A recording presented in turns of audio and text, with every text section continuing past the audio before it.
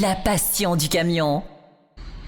Bonjour à tous, alors aujourd'hui nous nous retrouvons pour une prise en main et pas n'importe quelle prise en main puisque beaucoup en ont rêvé. Eh bien Scania et la carrosserie brevet l'a fait et c'est avec ce camion, un S730 mais pas n'importe quel S puisque c'est un modèle T, ce que nous pourrions appeler un T comme on les dénommait avant, c'est-à-dire une cabine à capot. C'est le deuxième qui est fabriqué en France et nous allons aujourd'hui prendre en main ce véhicule et vous donner un peu les sensations de ce véhicule d'exception.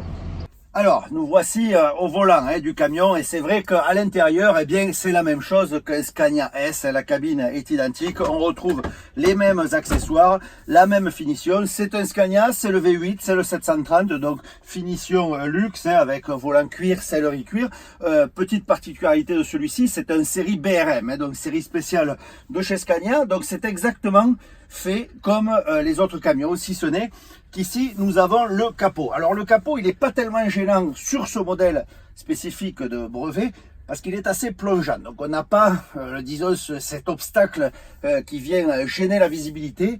Au volant on est comme dans un camion normal, les Scania dont nous avons l'habitude.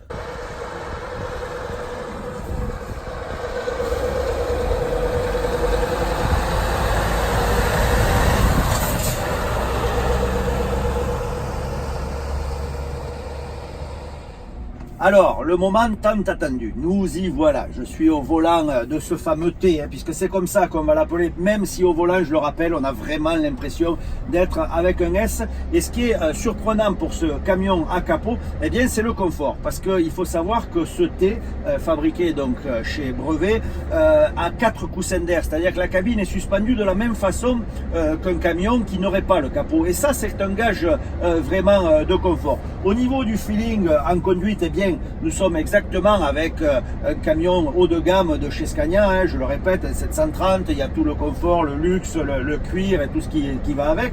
Alors, un petit détail quand même, ici quand je suis au volant, eh bien, on ne voit pas le capot. Le capot est plongeant, eh bien, on n'a pas la vision du capot, ce qui fait qu'il ne nous gêne pas, comme on pourrait avoir sur un W900 de chez Kenworth, où on a un capot assez carré, ou même sûrement sur le Westin fabriqué en Hollande. Ici, le capot, on ne le voit pas. Alors, c'est plutôt bien en termes de sécurité, puisque tout autour, on a la vision identique à celle que l'on peut avoir dans une cabine S. En revanche, il faudra faire attention à un point, c'est lorsqu'on s'arrête, parce que là, quand on s'arrête, eh bien on ne le voit pas non plus. Alors heureusement il y a l'antéviseur, ce qui nous permet de voir le capot, mais ça c'est un détail, il va pas falloir l'oublier parce qu'on pourra avoir des surprises. Voilà, en tout cas très belle sensation. Au niveau de la maniabilité, eh bien, le camion se comporte très bien. Un camion qui se rapproche quand même énormément des nouvelles générations Scania. France Route. France Route. La passion du camion.